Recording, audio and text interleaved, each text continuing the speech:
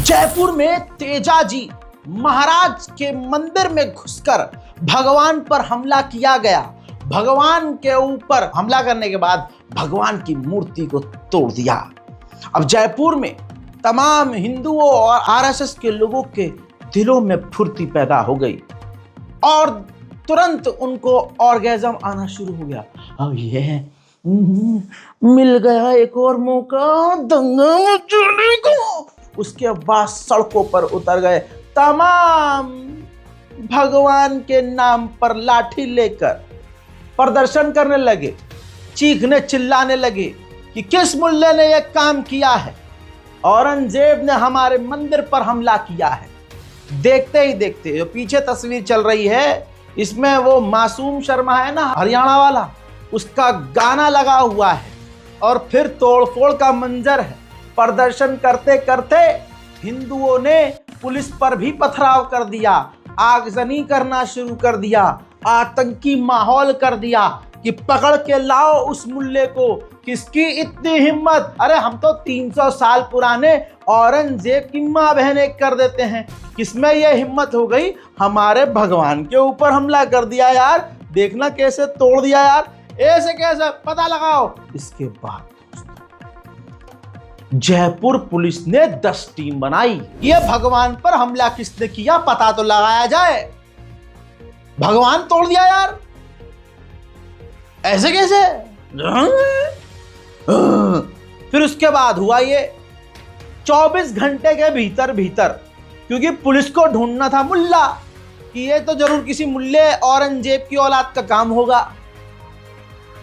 कहानी सारी तब पलट गई, एकदम से गोदी मीडिया भी तैयार था, स्क्रिप्ट लिखना शुरू हो गया था। औरंगजेब की औलादों ने किया मंदिर पर हमला, भगवान को तोड़ डाला, ऐसा कुछ सोच ही रहे थे। पुलिस ने सारा खेल खराब कर दिया। पुलिस ने एक व्यक्ति को गिरफ्तार किया 24 घंटे के अंदर, जिसका नाम सिद्धार्थ है।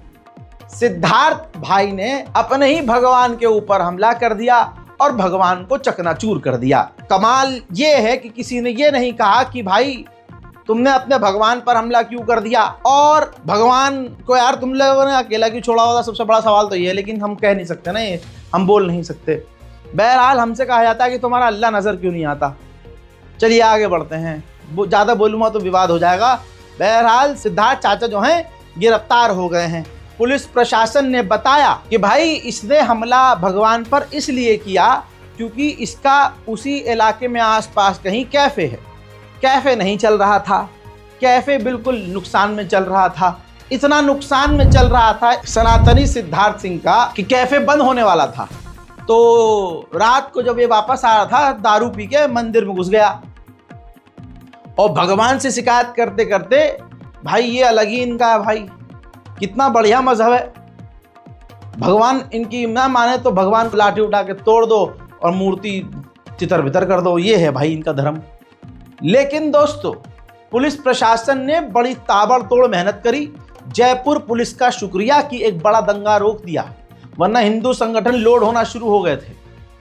लेकिन इन बेचारों की सारी उम्मीदों पर पानी फेर दिया जयपुर पुलिस ने। पुलिस ने बताया कि इसने शराब के नशे में भगवान से शिकायत करते करते भगवान पर हमला कर दिया और मंदिर में तोड़फोड़ करके वहाँ से खंडित करके मूर्ति को निकल गया। अब पुलिस का बयान आपके लिए जरूरी है ना, पूरा सच सुनिए यार। लेकिन ये सुनते सुनते याद रखिएगा कि बेचारों का जो है पूरा प्लान चौपट हो गया। उनको लग रहा था कि कोई मुल्ला पकड़ा जाएगा, लेकिन ये तो इन्हीं का निकला है, इन्हीं का। अधिक उन्होंने टेक्निकल इनपुट पे, ह्यूमन इंटेलिजेंस पे, अन्य साक्ष्यों के आधार पर अलग अलग लोगों से पूछताछ की, कुछ संदिग्धों को भी उठाया और अंततः कुछ ही घंटों में, महज कुछ ही घंटों में जयपुर ईस्ट पुलिस की DST, ACP Gandhinagar, ACP Sanganer, SHO Sanganer, SHO Malpura gate और हमारी डीएसटी और साइबर और टेक्निकल टीम की अथक मेहनत से आरोपी सिद्धार्थ सिंह को गिरफ्तार किया गया है। आरोपी अपने दोस्त से मिलकर इंटरकॉन्टिनेंटल होटल से वापस लौट रहा था जब उसे बीच में कुछ स्ट्रीट डॉग्स मिले, जहां उसने गाड़ी रोकी। पहले वो कुत्तों के साथ खेला और उसके बाद उसकी नजर मंदिर पर पड़ी। वो मंदिर में गया। मंदिर में आरोपी जो सिद्धार्थ सिंह है वो एक कैफे चलाता है राजा पार्क में, जहाँ पर उसे बहुत ही कुछ सालों से वित्तीय संकट हो रहा था, उसके ऊपर काफी उधार हो गया था, वो उसे वापस चुका नहीं पा रहा था और कैफे उसका बंद होने की कगार पे आ गया था, जिसकी वजह से उसका कहना है कि वो मानसिक तनाव में था। और जब उसने मंदिर देखा तो उसने जब वो भगवान को कोस रहा था कि मेरे साथ ऐसा क्यों कर रहे हैं और ये मेरी जिंदगी खराब हो गई, तब उसको गुस्सा आया, आवेश में आकर उसने मूर्ति को खंडित किया और फिर वो अपने घर चला गया। आरोपी को तुरंत ट्रेस आउट करके महज कुछ घंटों में गिरफ्तार किया गया है और अब इसे माननीय न्यायालय के समक्ष पेश करके आगे का अनुसंधान किया जाएगा। किस किस धाराओं में मामला दर्ज किया गया? ये धाराएं बीएनएस की अलग अलग जो सांप्रदायिक सौहार्द बिगाड़ने की धाराओं में मुकदमा सांगाने। हाँ, पूरी कहानी आपको समझ में आ गई। आइए, अब कहा इन्होंने कि गिरफ्तारी की गई है, धारा लगाई गई है। किसी भी हिंदू की इतनी औकात हो तो बताए, अपने माँ का दूध पिया है तो इसके घर पर बिल्डोजर क्यों नहीं चल रहा है? यह है इनकी औकात। इसके घर पर बिल्डोजर नहीं चलेगा, बाबा का बिल्डोजर यहां पर लुल्ला हो जाएगा। बाबा का बिल्डोजर अब नहीं चलेगा। बिल्डोजर मंदिर तोड़ दिया, अरे भगवान की मूर्ति को तोड़ आया। ये छोटी मोटी धाराएं लगाई गई हैं कि समाज में जो है तनाव पैदा करने वाली। और वो जो भीड़ थी लंबी चौड़ी जो आग लगा रही थी, चीख चिल्ला रही थी, शांत।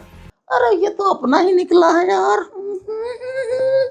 नहीं नहीं, ये नहीं, ये सारा प्लान चपट हो गया। मामला भाई साहब ये है कुल मिला के कि किसी ने इसकी फांसी की मांग नहीं की। भाई भगवान पर हमला अगर कोई मुसलमान करता तो क्या कर दिया जाता? ये भीड़ मांग वांग कुछ नहीं करती, जाके समझ रहा हूं। हाँ, लेकिन यहां क्या हुआ, जैसे ही भीड़ को पता चला अरे तो अपना ही है यार, तो सारे वापस अपने बिल में घुस गए। ये हिंदू संगठनों की ये है औकात। और ऐसा पहला मामला नहीं है, ऐसे दर्जनों मामले हैं जिसमें मंदिर पर हमला करने वाले, पवित्र मूर्तियों को तोड़ने वाले ये इन्हीं के धर्म के लोग होते हैं। मुसलमान ये काम नहीं करता, ये याद रखना। हजरात, उधर दूसरा मामला, नवरात्र शुरू हो चुके हैं। अब दोस्तों, हिंदुओं में जो त्यौहार हैं वो त्यौहार अब इस्तेमाल होते हैं सिर्फ मुसलमानों को परेशान करने के लिए। गाजियाबाद लोनी के पिटे हुए, जो अभी जिसे पुलिस नहीं मारा था पकड़ के, कुर्ता उर्ता फाड़ दिया था, 3 दिन तक नंगे पैर और जो है फटा हुआ कुर्ता पहन के घूम रहे थे और योगी सरकार की धोती खोल रहे थे और योगी सरकार पर आरोप लगा रहे थे। अब उन्होंने मांग की है कि लोनी, गाजियाबाद, दिल्ली के पास वाले क्षेत्र में नवरात्र के दौरान जो हैं, जो मीट की दुकानें हैं, मांसाहारी दुकानें हैं, उनको बंद कर दिया जाए। उन्होंने ये मांग की है।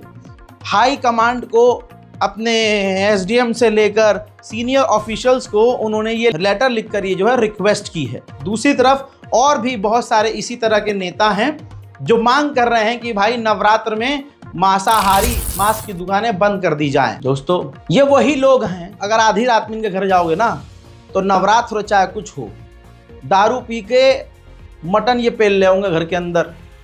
इनकी पार्टियों में चले जाओ, सबसे ज़्यादा नशे में इन्हीं के नेता होते हैं। आप समझ रहे हो? नहीं समझ रहे हो, मत समझो, कोई बात नहीं है। लेकिन दोस्तों, इनसे ये पूछो कि नवरात्र में तुम्हें पूरी मार्केट मुसलमानों की बंद करनी है, ठीक है। होली पे बकरे के गोश्त के लिए सबसे लंबी लाइन देख लो। होली पर सबसे ज्यादा नशे में ये क्यों? होली पवित्र त्यौहार नहीं है, होली धार्मिक त्यौहार नहीं है, वहां भगवान तुम्हारे बुरा नहीं मानेंगे हैं। होली पे कहते हैं पियो, खूब दारू पियो। लेकिन यहाँ होली पे लंबी लाइन, गोश्त की दुकानों पर सुबह ही और हम तो आज मटन पे लेंगे। लेकिन नवरात्र में पूरी तरह से ठीक है। मुसलमानों को आप ये कह दो आधा शटर गिरा करो भाई, आगे कपड़ा लगा लो भाई, पर्दा लगा लो भाई। ये मुसलमानों को धड़काना, उनको परेशान करना, तुम्हारा बाप नौकरी दे नहीं पा रहा है देश के लोगों को, गरीब अपनी तरफ से कोई काम कर भी रहा है पेट पालने के लिए, तो तुम जाके उन्हें परेशान कर रहे हो। ये गैर कानूनी है। जब मुसलमान आपके धर्म पर किसी चीज़ की मांग नहीं कर सकता कि ये मत करो और वो मत करो। भाई रमज़ान के अवसर पर मुसलमान कुछ नहीं खाता पैदा दिन में, तो मुसलमान खड़ा होकर कहता है क्या, बंद करो ये मार्केट बंद करो, ये होटल बंद करो, भाई ये ढाबा बंद कर, हमारा तो रोज़ा है, चल पे बंद करो ये, चल ओए रोज़ा है, रोज़े से हैं हम, ऐसे कैसे बेच रहा है भाई तू, बंद कर। ऐसा तो नहीं होता। लेकिन एक तरफ से ये क्यों हो रहा है, इसका मतलब ये है कि इनका जो दिल में जो भी ये जिस चीज़ को भी मानते हैं, जिस धर्म से भी हैं, ये उस खुद के धर्म के भी नहीं है, ये उस धर्म को खुद कमज़ोर दिखा रहे हैं। और इनके बाप दादाओं में इतनी औकात नहीं है कि हिंदू युवाओं को नौकरी दे सकें, मेन मुद्दों पर बात करें, तो ये इसमें उलझाते हैं। इसमें उलझ जाओ बस तुम हिंदू मुसलमान, नवरात्र हैं, चाहे खुद एक व्रत न रखें, लेकिन नौटंकी इनको पूरी करनी है। हजरात, जिसका ईमान कमज़ोर होता है वो यही करता है। ईद की छुट्टी पहले हरियाणा में बंद कर दी गई, वहाँ की गवर्नमेंट ने। हिंदू को ऐसे खुश किया यार, और हिंदू खुश भी हो रहे हैं, ओह ये क्या हुआ है, अरे ईद की छुट्टी बंद हो गई, अब ना मिलेगी ईद की छुट्टी। अबे तुम्हारी ऐसी थी, तुम ईद की छुट्टी नहीं दोगे तो मुसलमान लेगा नहीं क्या? अबे झटकुल्लू, पहले पता तो कर लो ईद पे होता क्या है। ईद पे लौंडे तो कुछ ही नहीं करते। ईद पे सुबह सुबह 9 बजे से पहले आधे से ज़्यादा हिंदुस्तान में ईद की नमाज हो जाती है। 11-10 के बीच में ऑफिस ज़्यादातर लोगों को पहुंचना होता है। ऊपर से ईद के दिन तो जब तुम छुट्टी खराब कर दोगे हमारी, तो हम तो भाई साहब बन ठन के ईद के कपड़े पहन के दफ्तर पहुंचेंगे। फिर सोचो, दफ्तर में सबसे खूबसूरत सबसे हैंडसम तो हम ही नजर आएंगे। ये तुम्हारी अलग टेंशन पर, यार ये तो हमने कुछ गलत कर दिया, और यार ओए लौंडिया काम कर दो अपना, उधर मत देख राजा भाई को, ना हैंडसम लग रहा है यार। यार छुट्टी होनी चाहिए, ससुरे घर पे रहते ही है, यहाँ आ गए हैंडसम बन गए। बहरहाल अब हिंदुओं को खुश करना है, तो यूपी ने भी सोचा कि यार हम भी खुश करें यार ऐसे। बाबा का तो समझ रहे हो ना, बाबा खुश किस चीज़ से होते हैं। तो यूपी में जो बिजली विभाग है उसने भी छुट्टी जो है, ये देख लीजिए, छुट्टी जो है रद्द कर दी है। कोई बात नहीं है, हम मुसलमान लौंडे ही जो हैं बिजली विभाग वाले बिजली बन के पहुँचेंगे, नमाज वमाज पढ़ के और गले लगा लगा के ईद मुबारक ईद मुबारक ईद मुबारक। क्या कह रहे हो? हम नहीं मत लगना, लेकिन होली पे रंग जरूर लगाना था हमें, है, लेकिन गले नहीं लगना। अब हमें कौन सा लगाना है गंद को गले? गजब बेइज्जती है। डरपोक एक झुंड इतना है कि हमारी वो नमाज से डर रहे हैं। अच्छा, अपने त्योहारों पर मस्जिद के आगे आकर नाचना है, ये ले, अरे पापा मेरे मुगल पापा। लेकिन मुसलमान तब भी कुछ नहीं, नाच लो कोई बात नहीं भाई, तुम्हारा इतिहास रहा है मुगलों के आगे नाचने का, तो चलो मस्जिद देख के मुगल याद आते हैं, फिर तुम नाचते हो, नाचो कोई बात नहीं है। लेकिन दोस्तों अब ईद की नमाज से दिक्कत हो गई। अब कई जगह फरमान ही है, जैसे मेरठ में भी ये हुआ है कि भैया आप ईद की नमाज खुले में नहीं पढ़ सकते, वो खुले में चीख चिल्ला सकते हैं, होली भी सड़क पर खेल सकते हैं, मस्जिद के आगे आकर अपनी औकात दिखा सकते हैं, लेकिन मुसलमान नमाज नहीं पढ़ सकता 10 मिनट, वो भी साल में 1 और 2 मरतबा होता है, जब मस्जिद फुल हो जाती है तो ही रोड पर नमाज तब पढ़ी जाती है जब आधा रोड खुला भी छोड़ा जाता है और मस्जिद के प्रशासन वाले वहां मौजूद रहते हैं, वॉलंटियर्स मौजूद रहते हैं कि भाई रोड ब्लॉक ना हो। लेकिन हम ये नहीं कहते कि रोड पर नमाज हो, ना हम ये कह रहे हैं कि किसी और को परेशानी हो, लेकिन कहने का मतलब ये है कि अब ईद की नमाज पर एक बहाने से पाबंदी लगाई जा रही है। छोटे फैंटा का ज़माना है, फैंटा में गैस ज़्यादा है, लेकिन आप कितना भी देख लो, कितनी भी कोशिश कर लो, ऐसे पता नहीं कितने फैंटा आए हैं और फैंटा गए हैं, लेकिन भाई साहब कोई नमाज का जो है कुछ उखाड़ नहीं पाया है। नमाज तो अलविदाई जुमे पे नमाज होनी थी, बड़ा बवाल हो रहा था, हुई ना नमाज, किसी का बाप ने कुछ उखाड़ लिया? हाँ, तो मुझे लगता है कि तुम बयान दोगे, डराओगे, जेल में डाल दोगे, तो मुसलमान डर जाएगा, हम नमाज नहीं पढ़ेंगे, हमें नमाज पढ़ने के लिए सड़क पर उतरकर मंदिर के आगे नाचने की ज़रूरत नहीं पड़ती है। नमाज हमारी मस्जिद में होती है, घर पे भी होती है। और तुम्हें क्या लगता है कि 500 लोग होंगे तभी जमात होगी? 5 लोगों में भी जमात हो जाती है। तो जिसको डिफेम करने की कोशिश कर रहे हो उसको भाई ठीक से पहले जान तो लो। अब मेरठ का देख लो भाई, गोदी मीडिया खूब प्रमोट कर रहा है कि ईद पर नमाज पर पाबंदी है। लेती है। त्योहारों का सीजन है। हमारे देश में त्योहार मनाना किसी जंग लड़ने से कम नहीं रहा। तभी तो होली जुमा विवाद के बाद अब ईद की नमाज को लेकर विवाद शुरू हुआ। विवाद शुरू हुआ है एक ऐसे फरमान से जिसके बाद लगातार मेरठ पुलिस प्रशासन कटघरे में है। मेरठ पुलिस ने साफ साफ शब्दों में कहा है कि अगर आपने सड़क पर नमाज पढ़ी तो आपके खिलाफ FIR होगी, पासपोर्ट और ड्राइविंग लाइसेंस रद्द हो जाएंगे। वैसे RLD नेता जयंत चौधरी खुले शब्दों में कहते हैं कि यूपी पुलिस ऑरवेल स्टेट 1984 की तरफ बढ़ रही है। पूरा विवाद क्या है देखिएगा। इसी तरह से संभल में जुमे की नमाज के लिए कहा गया था, धमकाया गया था कि भाई छत पर नमाज नहीं होगी जी। डराया धमकाया, लेकिन हुआ क्या? अब जहां जगह ही नहीं है, मान लो आपने कह दिया मस्जिद से बाहर मत आना भाई, तो फिर क्या किया जाएगा कि भाई मस्जिद की छत पर नमाज पढ़ लो। किसी हॉल में नमाज हो रही है जुमे की, तो कह दिया भाई एक काम करो, हॉल भर गया तो हॉल की छत पर नमाज पढ़ लो। रोड पे जाने से बेहतर है, इससे किसी को प्रॉब्लम भी नहीं होगी, रास्ता ब्लॉक नहीं होगा, ट्रैफिक नहीं लगेगा। ऐसे में क्योंकि यही ट्रेंड में चल रहा है, तो जी न्यूज़ के एंकर, जी न्यूज़ का कैमरा उन इलाके को रिकॉर्ड करता है जिस जगह छत पर नमाज पढ़ी जा रही थी। और गोदी मीडिया छोटी फैंटा को खुश करने के लिए पूरी कोशिश कर रहा है और एक झुंड को खुश करने की कोशिश कर रहा है और प्रशासन को उंगली कर रहा है कि तुमने तो बोला था कार्रवाई करोगे, कर क्यों नहीं रहे हो। ये है जी न्यूज़। ये संभल से हम आपको सीधी तस्वीरें इस समय दिखा रहे हैं। संभल में किस तरीके से छत के ऊपर ये नमाज पढ़ी गई है। आज रमजान के महीने की अलविदा की नमाज है, यानी आखिरी जुम्मा है रमजान के महीने का, और उसको देखते हुए संभल में छत पर नमाज पढ़ने पर रोक लगाई गई थी। लेकिन आप देखिए यहाँ पर कुछ लोग जो हैं वो नमाज पढ़ते हुए दिखाई दे रहे हैं। राहुल मिश्रा जी न्यूज़ संवाददाता मेरे साथ जुड़े हुए हैं। राहुल, लगातार आप संभल के लोगों के बीच जा रहे थे और पुलिस ने ये साफ साफ कहा था कि साहब छत पर नमाज पढ़ना बिल्कुल भी उसकी अनुमति नहीं है, तो फिर ये कैसे हो गया और अब क्या एक्शन लिया जा रहा है? और देखिए, क्योंकि पुलिस ने अनुमति नहीं भी दी थी और उसके बाद पुलिस ने एक और चीज कहा था कि यदि आप पढ़ते हैं और इससे किसी भी तरीके की कोई दिक्कत आती है, यहाँ पर इस पर एक्शन लिया जा सकता है। हालांकि यहाँ पे नमाज पढ़ा गया है, अब देखना ये होगा कि आखिर में पुलिस इस पर क्या एक्शन लेती है। पुलिस ने क्योंकि किसी तरीके की कोई अनुमति नहीं। राहुल, मुझे ये बताइए कि ये कोई घर की छत है या किसी मस्जिद की छत है? ये किस तरीके की इमारत है जहां पर ये युवक नमाज अदा कर रहे हैं?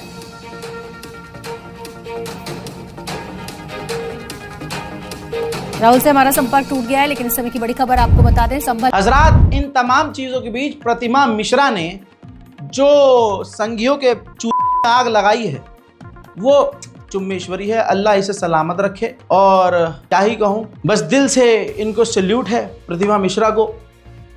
हालांकि आंख बंद करके भरोसा नहीं करना चाहिए। कंटेंट इनका सुनिए, न्यूज़ इनकी सुनिए, बात बिल्कुल ईमानदारी से कर रही हैं। और हमें उम्मीद है कि प्रतिमा मिश्रा की जान सलामत रहेगी, प्रतिमा मिश्रा की नौकरी सलामत रहेगी, प्रतिमा मिश्रा को एक झुंड पकड़ कर मारेगा नहीं और उनकी इज्जत पर हाथ डालेगा नहीं, क्योंकि यही चल रहा है। प्रतिमा मिश्रा ने बड़े बेहतरीन तरीके से संघियों को नंगा किया है और इस सरकार की असलियत बताई है। एक और मौसम आता है, ये है नफरती मौसम। ये मौसम खासकर हिंदू मुस्लिम त्योहारों के आसपास पड़ने पर आता है, जो मौजूदा समय में चल रहा है। जैसे सर्दी के मौसम में ठंड और गर्मी के मौसम में गर्मी लगती है, वैसे ही इस मौसम में नमाज पर घमासान होता है, नीच पर महाभारत होती है, औरंगजेब पर तकरार होती है, राणा सांगा का विवाद होता है। यही नहीं, कभी कभी इस मौसम में नाम बदलने की मांग वाले लक्षण भी नजर आते हैं। वैसे देश के सौहार्द और भाईचारे के लिए ये मौसम किसी भी तरह से सही नहीं है। इस नफरती मौसम के मुताबिक इस वक्त देश के सियासतदानों पर राणा सांगा विवाद का रंग चढ़ा है। इसीलिए राज्यसभा से लेकर लोकसभा तक सिर्फ यही मुद्दा गूंज रहा है। राणा सांगा भारत की विरासत है। उनका त्याग, उनका बलिदान हम सबों को गर्व देता है। वो हमारे देश की प्रेरणा है और उनके बारे में इतनी हल्की बात की गई, ये बहुत हम भर्त्सना करते हैं। देश के महान प्रतीकों, चाहे वो शिवाजी हो, चाहे वो राणा सांगा हो, उनका अपमान नहीं सहेगा हिंदुस्तान। आपको क्या लगता है कि ये विवाद सिर्फ राणा सांगा के खिलाफ टिप्पणी तक ही सीमित है? इस विवाद पर विरोध की जो लपटें उठ रही हैं, क्या वो सिर्फ राणा सांगा के सम्मान से जुड़ी है?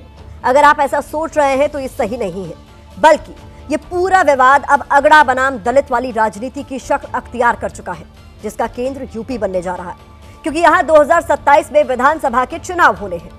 अगड़ों यानी राजपूत या ठाकुर को बीजेपी का परंपरागत वोट बैंक माना जाता है। दूसरी तरफ समाजवादी पार्टी और कांग्रेस को दलितों का वोट मिलता रहा है। CSDS के आंकड़ों के हिसाब से यूपी में राजपूत आबादी करीब 5% है, जबकि दलित आबादी करीब 21%। 2022 में बीजेपी को 87% राजपूत वोट मिला, जबकि दलितों में जाटव जाति का वोट 21% मिला। रामजी लाल सुमन भी इसी जाटव जाति से आते हैं। इसके अलावा जिस दौर में गोदी एंकर्स घोड़ी बने हुए हैं, तवज्जो है, ऐसे में प्रतिमा मिश्रा जैसी गोदी मीडिया के चैनल पर एक महिला एंकर के तौर पर एक महिला होकर जितने भी नफरतबाज हैं उनकी अच्छे से बजा रही हैं। अब हो क्या रहा है वो बर्दाश्त नहीं हो रहा है। पहले ये वीडियो देखिए जिसने और बड़ी तबाही मचाई है।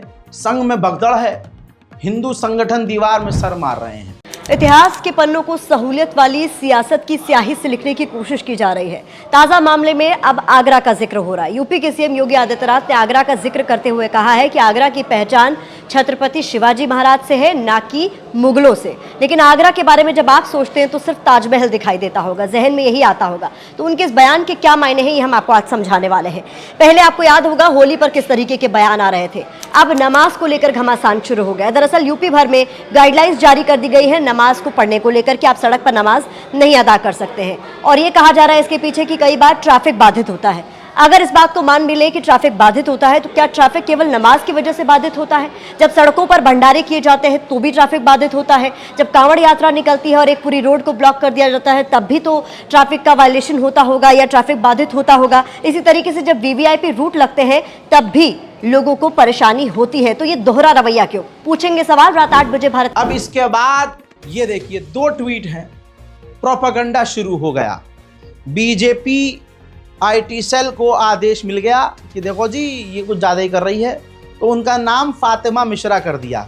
बाला नाम का ये चपरगांडू जो है ये लिखता है Fatima Mishra is angry because Yogi Adityanath said that Agra should be known for Chhatrapati Shivaji Maharaj not the Mughals. इसी तरह से दूसरा में आप देख ही रहे हैं मेग updates, why they have problem only with namaz on road, bhandaras, कावड़, VIPs arrangement also block road, secular Hindu journalist. तो ये आ गई भाई साहब बिल्कुल टारगेट पर। और कई लोग ये कहने लगे कि भाई ये फेमस होना चाह रही है, नई नई पत्रकारिता में आई है। तो मैं इन तमाम चिमगांडुओं को बताना चाहता हूं, जिस प्रतिमा मिश्रा को तुम फातिमा मिश्रा बता रहे हो, मैं बता दूं कि वो 10 साल से पत्रकारिता कर रही हैं और उनको रामनाथ गोयनका अवार्ड भी मिल चुका है 2017 में, और ENBA बेस्ट स्पोर्ट अवार्ड भी जीत चुकी हैं। आण भक्तों की जिंदगी झंड है, तुम झंड थे, झंड हो और झंड रहोगे। उधर सुअरों के मलमूत्र से जुड़कर बना एक इंसान नुमा कुत्ते का बच्चा जो अक्सर अपने शो के जरिए, क्लास के जरिए, पाठशाला के जरिए नफरत की पाठशाला चलाता है, उस सुअर को आप देखते ही पहचान लेंगे। उस सुअर ने सोचा कि मैं अपनी गंदगी से चिराग पासवान को भी गंद कर दूंगा और उसके बाद उनके जो मुंह से निकलेगा वो मेरा शो हिट कर देगा। लेकिन चिराग पासवान ने हाथ डालकर पलट दिया उसके पूरे प्रोग्राम को, और वो सुअर की नस्ल सोचता रह गया कि अब क्या करूं।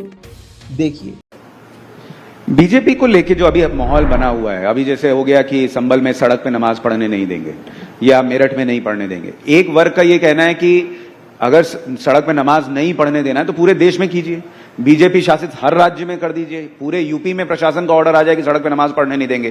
कुछ जगहों पर आप रोक रहे हैं। और फिर कुछ लोगों का यह भी कहना है कि अगर ईद के पहले एक दिन पढ़ ही लिया तो क्या ही सड़क घिस तोड़ी जाएगी।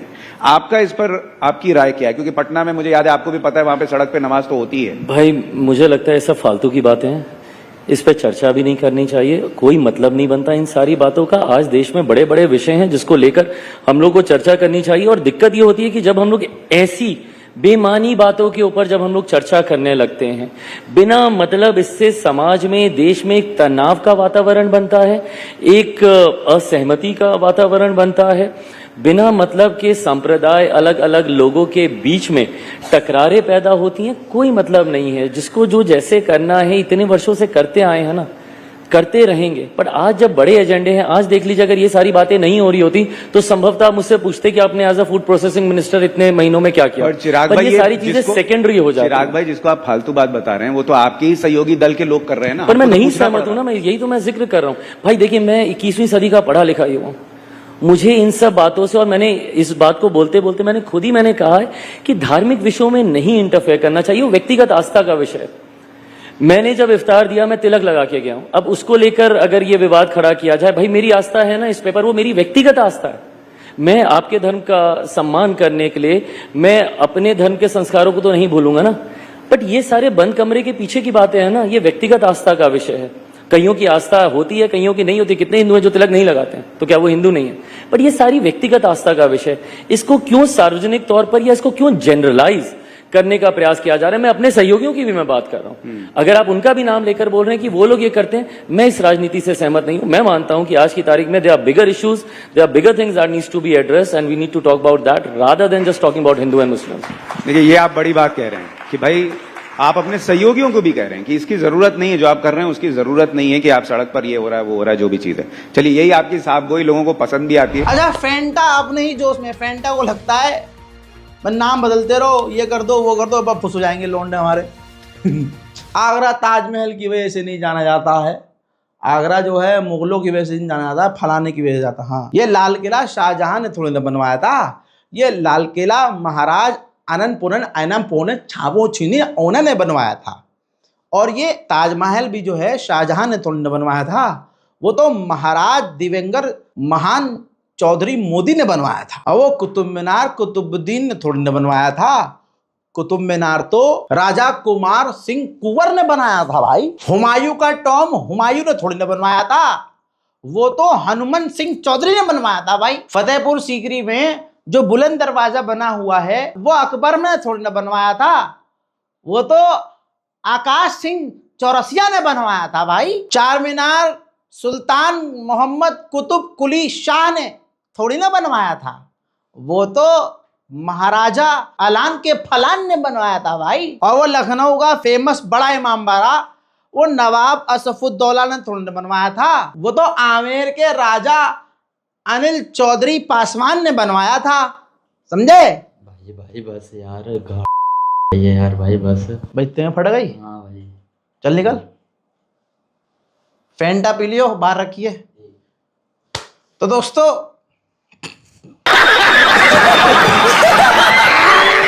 एक सीन और हुआ अलीगढ़ में। इलेक्ट्रॉनिक कारोबारी सुनील रजानी को कुछ था दिमाग में कि यार जुमे की नमाज पे इतना हवा बनना है, चलो यार हम देखते हैं जुमे की नमाज में करते क्या है। अब सुनील रजानी साहब पास की मस्जिद में, जुमा मस्जिद में चले गए नमाज पढ़ने। उन्होंने देखा, टीप टीप के हाथ पाथ धोया, वजू वजू किया, टोपी उपी लगाई और लग गए सफ में।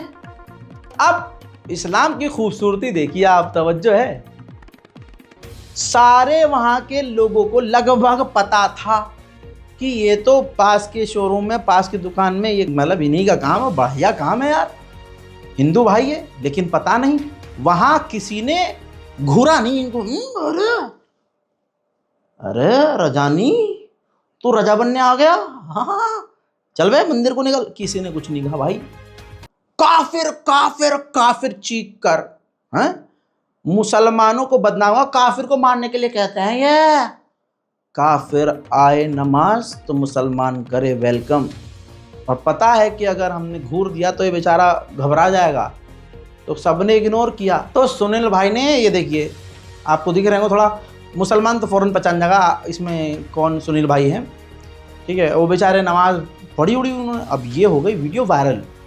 अब किसी चूतिए ने अपने ही, हमारे अपने मुसलमानों में जो पहचानता होगा, उसने वीडियो बनाकर शेयर कर दिया, वो वीडियो हो गई वायरल। अब सुनील जो अच्छा खासा नमाजी बन वो टेंशन में आ गए, भैया किसने वायरल कर दी। अब भैया भाई साहब को सफाई देनी पड़ी, ऊपर से हिंदू संगठन बोले हाँ तुझे बनाया रजा, इधर को आ, रजानी इधर आ, सुनील रजानी इधर आ, अरे चल बंदे में वो चल, तेरा शुद्धिकरण करवाएंगे। यही तो है, मुसलमानों में पानी से हाथ साफ किया जाता है, नहाया धोया जाता है, और वहां शुद्धिकरण के नाम से मूत और गू लेप लगा दिया जाता है। अब सुनील भाई को वो तो करना ही पड़ेगा, लेकिन सुनील भाई को ये क्लियर हो गया कि नमाज में, मस्जिद के अंदर किसी समुदाय के खिलाफ कोई बात नहीं होती है, ना वहाँ भड़काऊ कोई बातें होती हैं, ना वहाँ पर गूमूत पेशाब पिलाया जाता है। ये तो हमारी तरफ है कि मस्जिद के आगे जाकर नाचना होता है हर त्यौहार पर। होली में महिलाओं के शर्मगाहों में हाथ डालकर रंग लगा दिया जाता है और उस पर कोई बोल नहीं सकता, वरना कहेंगे हमारी धार्मिक भावनाएं आहत हो गई। और धुलाई सफाई के नाम पर, शुद्धिकरण के नाम पर मुंह से नहला दिया जाएगा। लेकिन इस चीज से हमें पूरा यकीन है, दुनिया देखेगी गंद कहाँ है और पाकीज़गी कहाँ है। सुनील भाई को भी और उनके जैसे हजार लोगों को ये क्लियर हो गया कि मुसलमानों को सिर्फ बदनाम किया जाता है, वरना मस्जिदें तो सभी के लिए खुली है। इन्हीं भाई की तरह एक नफरती कीड़ा जिसने सालों से मुसलमानों के खिलाफ नफरत फैलाई, और नफरत फैलाते फैलाते सर के बाल खत्म हो गए। मैं बात कर रहा हूं इंडिया टीवी के चीफ एडिटर, सो कॉल्ड पत्रकार रजत शर्मा की। रजत शर्मा जी को बताइए, दिल्ली के शाही इमाम ने इनवाइट किया, यही तो शाही इमाम है। ये कभी अपने पत्रकारों को इनवाइट नहीं करेंगे, ये कभी मुस्लिम पत्रकारों को बुलाएंगे नहीं। जो छोटे छोटे, मुझे छोड़ दीजिए, मुझे तो ये गिनती में नहीं लेते बेचारे, जो दिल्ली में इधर उधर ग्रुप भी बने हुए हैं ना, यूट्यूबर्स, वो भी बेचारे पता नहीं क्यों मेरे को देख के सकते में रहते हैं यार, कि ये तो अकेला अकेला चलता है, हमारे साथ ग्रुप भी नहीं बनाता। भाई पहली बात तो शेर अकेला ही काफ़ी कि लग जाएंगे नहीं छोड़ो यार, इतना सच नहीं बोलना। मतलब ये हो रहा है कि भाई 20 लोगों को इकट्ठा किया, यूट्यूबर हैं सारे, थोड़े थोड़े पत्रकार भी हैं, कोई ट्विटर पे लिखता है, कोई इंस्टाग्राम पर लिखता है, कोई छोटा छोटा भी यूट्यूब पर कदम उठा रहा है, कुछ कर रहा है। ऐसे लोगों को बुलाया, ग्रुप बनाया हैं, और आपस में ही जो है अवार्ड बांटने लगे। हाँ भाई ये लो अवार्ड, वो लो अवार्ड। और जो ये कर रहे हैं उनको पीछे से 8-10 मुसलमानों ने इधर उधर से मोटा पैसा दिया है कि भाई तुम ग्रुप बनाओ, इकट्ठा करो। अब वो बजाय छोटों को प्रमोट करने के बजाय सबसे पहले उनसे अपने आप को अवार्ड दो। ये बोल रहे हैं उम्मत के लिए, हम उठा रहे हैं गरीबों की आवाज़। और मैं तो बहुत बात की बात हूँ, मुझसे पहले ऐसे पता नहीं YouTube पर सच बोलने और सच दिखाने वाले कितने हैं, समझ रहे हो, जो उनसे कई आगे हैं, लेकिन उनको ये गिनती में नहीं लेते। जुम्मा 4 दिन हुआ है इनको आए हुए, और भाई साहब 20 लोगों का ग्रुप बनाकर, मतलब क्या ही कहूँ, शो हो रहे हैं भाई, प्रोग्राम हो रहे हैं भाई, और अपने आप को हर इंसान जो है तुर्रम खा समझा पड़ा है। तो जब भाई आप ग्रुप बना रहे हो और ग्रुप का मकसद तुम कुछ और बता रहे हो, और पीछे सिर्फ जो है अपनी ही पीठ थपथपा रहे हो, इधर उधर के नेता बुलाकर, लोकल नेता बुलाकर तुम जो है प्रमोट कर रहे हो अपनी संस्था, अपनी ऑर्गेनाइजेशन, हम ये करेंगे, हम वो करेंगे, कुछ नहीं करोगे भाई। तुम अपने लोगों को सपोर्ट नहीं कर रहे हो, क्या कर लिया तुम? बहरहाल इतना ज़्यादा सच नहीं बोलना था, बात कुछ और थी, कुछ और हो गई, सॉरी भाई। आपको अपने घर का इंसान समझ तो बोल देता हूँ आपके सामने। बहरहाल शाही इमाम की बात हो रही थी, शाही इमाम साहब भी जो है ऐसे मुसलमानों को नहीं बुलाते जो क्रांतिकारी हैं, जो तलवार की नोक पर सच बोल रहे हैं, नहीं बुलाएंगे। वो रजत शर्मा को बुलाते हैं। लेकिन चलिए ठीक है, दूसरे एंगल से देखा जाए तो अच्छा किया बुलाकर। कैसे? रजत शर्मा को बुलाया, उसकी भी गलतफहमी दूर हो गई। उसको लगता था कि भाई मस्जिद में पता नहीं ये क्या करते हैं, लेकिन रजत शर्मा को वहाँ नफरत की बजाय प्यार मिला। रजत शर्मा जैसे पत्रकारों ने मुसलमानों को सिर्फ नफरत परोसी, मुसलमानों को सिर्फ नफरत की नज़र से देखा, मुसलमानों को सिर्फ कोसने के लिए और उनको कोसवाने के लिए प्रोग्राम चलाए और पूरा हिंदुस्तान का हिंदू मुसलमानों के खिलाफ कर दिया। और जब ये खुद जामा मस्जिद पहुंचे तो इनको इतना प्यार मिला कि रजत शर्मा को स्पेशली अपने चैनल पर ये दिखाना और बताना भी पड़ा। देखिए, आज रमजान के आखिरी जुमे के दिन अलविदा की नमाज के मौके पर मुझे जामा मस्जिद में जाने का अवसर मिला। मैं शाही इमाम के इफ्तार में शरीक हुआ। हजारों लोग वहां एक साथ इफ्तारी के लिए इकट्ठा थे। कई मुल्कों के एम्बेसडर्स और हाई कमिश्नर से इमाम साहब और उनकी पूरी फैमिली ने बहुत गर्मजोशी से वेलकम किया। जामा मस्जिद का एटमॉस्फेयर दिलकश था, मौसम अच्छा था, ठंडी हवा चल रही थी और इस ऐतिहासिक इमारत को बहुत खूबसूरती से सजाया गया था। इफ्तारी का वक्त हुआ तो पुरानी दिल्ली का लजीज खाना मिला, बहुत सी पुरानी यादें ताज़ा हुई। लेकिन सबसे अच्छा लगा जब मैंने ऊपर टेरेस से नीचे बैठे हजारों लोगों की तरफ देखा, उन लोगों ने हाथ हिलाकर ग्रीट किया। वो लम्हा मुझे हमेशा याद रहेगा। मुझे देखकर खुशी हुई कि जामा मस्जिद के शाही इमाम ने हमारे देश की गंगा जमनी तहजीब का एटमॉस्फेयर क्रिएट किया। ये तहजीब जो धीरे धीरे खत्म होती जा रही है, हम सबकी कोशिश होनी चाहिए कि हमारी विरासत, हमारा ये कल्चर, हमारे देश की ये डाइवर्सिटी बनी रहे, जिंदा रहे। अच्छी बात है कि आज रमजान के आखिरी जुमे पर अलविदा की नमाज पूरे मुल्क में शांति और सौहार्द के साथ संपन्न हो गई। कहीं से किसी तरह की कोई गड़बड़ी की खबर नहीं आई। और ये चलिए, ईद की शॉपिंग तो आप कर ही रहे होगे। देखिए, सुनते मुसलमान नहीं है। मैं अपनी ऑडियंस की बात नहीं कर रहा हूँ, मेरे लोग तो भाई सुनते हैं। मैं उन तमाम लोगों का शुक्रगुजार हूँ। खुदा की कसम, मेरी इतनी औकात नहीं थी कि कोई मुझे सुने। मुझे तो मेरे माँ बाप नहीं सुनते थे, गली के कुत्ते नहीं सुनते थे। आप सुनने लगे तो यही मेरी औकात है। आपसे मैं आपसे हूँ।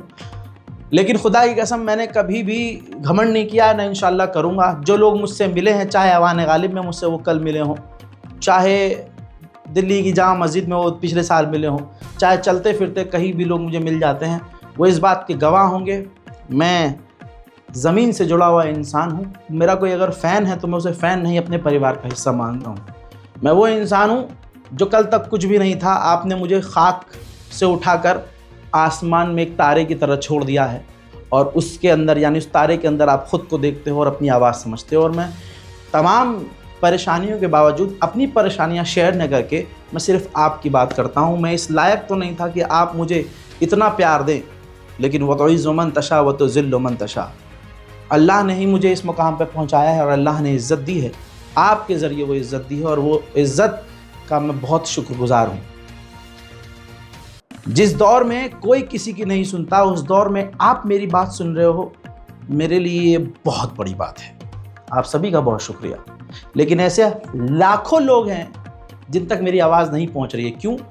क्योंकि आप शेयर नहीं कर रहे हैं। आप शेयर तो कीजिए, आप डाउनलोड कीजिए वीडियो को, पोस्ट कीजिए, स्टेटस लगाइए। आलतू फालतू चीज़ों को आप लगा लेते हो स्टेटस पे। अरे भाई, आपको एक हिस्सा वीडियो का पसंद आया है, उतना आप क्रॉप कीजिए, ट्रिम कीजिए, स्क्रीन रिकॉर्डिंग कीजिए, स्टेटस पे लगाइए। आप जब पैगाम आगे फॉरवर्ड करोगे तो 20 लोग देखेंगे अगर आपका स्टेटस, 20 में से 3 को तो बात समझ में आएगी। कितने टाइम से मैं कह रहा हूँ, हिंदू समुदाय, हिंदू संगठन, हिंदू नेता हमारे गरीब दुकानदारों का बाइकआउट कर रहे हैं। मुसलमानों का करो बाइकआउट, उनका बस न चले, वो दुकानें भी बंद करवा रहे हैं मुसलमानों की, नुकसान पे नुकसान कर रहे हैं। लेकिन हमारी घर की औरतें, मुसलमान लड़कियां, मुसलमान औरतें ईद की शॉपिंग के लिए पागल हुई पड़ी हैं। आप जाइए किसी मार्केट में, पैर रखने की जगह नहीं है। 8-8, 9-9 हज़ार के सूट, 20-20 हज़ार रुपए का ड्रेस धबाधब खत्म हो रहा है। आगे दुकान पे लिखा है जय श्री राम, सब दिख रहा है कि हाँ यार ये हिंदू दुकान है। मुसलमान प्यार से लबरेज है, उसे फ़र्क ही नहीं पड़ रहा है कि ये हमारे पिछवाड़े पर क्रांति लिख रहे हैं। ये अकेला देखकर हमारी महिलाओं का बलात्कार करने के लिए कहते हैं। ये ओपनली हमारा फाइट करने की बात कर रहे हैं, मार रहे हैं, एक्चुअल में मार रहे हैं। लाइव है कि उधर संभल में मुसलमान नौजवानों को मार दिया गया, 5 लड़कों को मार दिया। किसने मारा? फरिश्ते ने मारा। पूरे हिंदुस्तान में मुसलमानों को मारा पीटा, और सरकारी तौर पर ईद, जिस ईद को तुम मनाने की तैयारी कर रहे हो, उस ईद की नमाज पर पाबंदियां लगाई जा रही हैं। जिस ईद को तुम मनाने के लिए पगलाए पड़े हो, उस ईद की छुट्टी को सरकारी तौर से दबाया जा रहा है, बंद किया जा रहा है छुट्टी को। लेकिन औरतें पागल हुई पड़ी, हम तो हिंदू दुकान से ले लेंगे, हमें कोई दिक्कत नहीं, हम तो ना है ऐसे। अरे तुम नहीं हो, जब तुम्हारा बाप मर जाएगा, तुम्हारे बेटे को मार जाएगा, तब तुम्हें अकल आएगी। समझाता रहा, भौंकता रहा, नहीं आया समझ में। राजधानी दिल्ली में ये फिर सीन हो गया। एक बहन बेचारी, लड़की, उससे मेरी डायरेक्ट भी बात हुई है, उन्होंने एक्सप्लेन किया मुझे। वो बेचारी गई सरोजनी नगर, फेमस मार्केट, सरोजनी नगर वो बेचारी गई। अब वहाँ जो है जय भवानी के नारे लगाने लगे हम। और आगे की बात ये कि उस लड़की ने कहा कि मुझसे बोला दुकानदारों ने, 4-5 दुकानों ने, कि हम औरंगजेब की औलादों को सामान नहीं देते। भाई इतनी अलग लेवल पे इस्लामोफोबिया बढ़ चुका है इस देश में। अभी मैं सरोजनी नगर आई थी मार्केट में शॉपिंग करने के लिए, एंड कुछ शॉपकीपर्स जो थे, दे स्टार्टेड सेइंग जय भवानी जय भवानी, वहाँ तक ठीक था। उसके बाद दे स्टार्टेड सेइंग कि हम औरंगजेब की औलादों को कपड़े नहीं देते। That was something very, like I can't even express in my words कि मेरे को वो कितना ज़्यादा पेनफुल लगा। एंड मतलब इस तरीके से शाउट करना किसी के आगे में आके, एंड किसी को इस तरीके से हरास करना, बुली करना, ये कितनी बड़ी बात है जिसको लोग बहुत छोटा समझ रहे हैं। मतलब आप औरंगजेब के नाम पे नॉर्मल हिंदुस्तानियों को ट्रीट करोगे। अब मैं प्रोसेस नहीं कर पा रही हूँ भाई। अब दोस्तों, तुम्हारे मुसलमानों को ईमान और दीन का वास्ता है, ये तुम्हारी औकात की ऊपर बात आ गई, तुम्हारी असलियत, तुम्हारे ईमान के ऊपर बात आ गई यार। गैरत कहाँ है? तुम बेगैरत तो नहीं हो, मुसलमान बेगैरत तो नहीं है।